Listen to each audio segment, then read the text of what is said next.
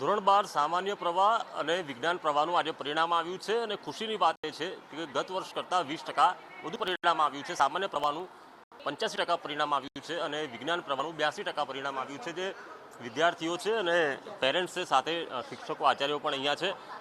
આપ સાયન્સમાં ધોરણ 12 સાયન્સમાં હા શું રિઝલ્ટ આવ્યું તમારું? 98% આવ્યા છે. 98%. ખૂબ મહેનત કરી? હા મતલબ સારું રિઝલ્ટ આવ્યું છે. ખાસ કોઈ મહેનત કરી કે બધા કરી એવી? ના બધા જેવી જ, મતલબ આખું વર્ષ થોડું થોડું વાંચ્યું તો સાથે શું બનવું છે? હવે મેડિકલ કરવાનો વિચાર છે. હા, હવે એક્ઝામ આપી છે, એનું જે રિઝલ્ટ આવશે એના પ્રમાણે. તમારું કેટલું આવ્યું? મારું 96.51% આવ્યા. હવે આગળ MBBS કરવાનો વિચાર છે. MBBS. મારા 88% આવ્યા છે અને આગળ એન્જિનિયરિંગનું છે. ગત વર્ષ કરતાં 20% વધુ પરિણામ આવવું, પરેશભાઈ, આનંદની તો વાત છે, પરંતુ મોટાભાગના લોકો મેડિકલમાં જ જવાની વાત કરે છે. જો કે સાયન્સ એના માટે જ હોય. આમ તો રેકોર્ડ બ્રેક પરિણામ કહી શકાય. અને બોર્ડના ઇતિહાસમાં પહેલી વખત એવું છે કે સામાન્ય પ્રવાહ અને વિજ્ઞાન પ્રવાહનું બંને સાથે પરિણામ આવ્યું હોય. બાકી બંને પરિણામની વચ્ચે 8 થી 10 દિવસનો સમયગાળો રહેતો હોય છે. આ વર્ષે પેપર તપાસવાની કામગીરી પણ બહુ સારી રહી.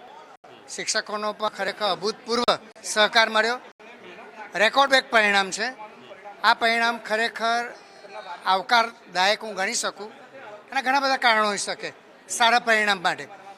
કે છેલ્લા 3 વર્ષથી જે પરિણામ થોડું નીચું આવ્યું, એમાં શિક્ષણ જગત સાથે જે સંકળાયેલા છે એમની સાથે વાતચીત કરતાં ધ્યાનમાં આવ્યું કે કોરોના કાળની અંદરથી જે 3-4 બેચો પસાર થઈ એને કારણે વિદ્યાર્થીઓની તૈયારીમાં ક્યાંક ને ક્યાંક થોડો અભાવ જોવા મળતો હતો.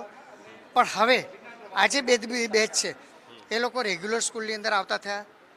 ઓફલાઈન એજ્યુકેશન ગાડી પાટા પર ચડી ગઈ. શું કહેશો madam? Actually sincerity, hard work and dedication pays of. Students તરફથી બી હતું આ ત્રણેય વસ્તુઓ, પેરેન્ટ્સ તરફથી અને ટીચર્સ તરફથી. અને પેરેન્ટ્સનો ફૂલ સપોર્ટ, ટીચર્સનો ફૂલ ગાઈડન્સ, એટલે એના લીધે આ લોકો પરિણામ સારું લાવી શકે જે અત્યાર સુધી નહોતા લાવી શકતા. શિક્ષકોનો પણ રોલ હોય છે, માતા પિતાનો પણ રોલ હોય છે. કેટલા પર્સન્ટાઇલ આવ્યા છે? 99.8% આવ્યા છે.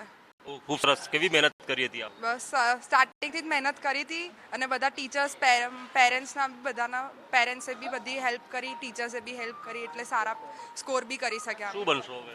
આગળ CA કરવું છે. CA કરવું છે. તમે કેટલા પર્સન્ટાઇલ? મારા 92.08% છે અને મને સારું ફીલ થાય છે કેમ કે જે પ્રમાણે મહેનત કરી હતી આયા છે અને ટીચર્સ અને પેરેન્ટ્સનો પણ બહુ સારી રીતે સપોર્ટ હતો. પેરેન્ટ્સ નહીં, હું સુપરવાઇઝર છું અહીંયા સ્કૂલમાં.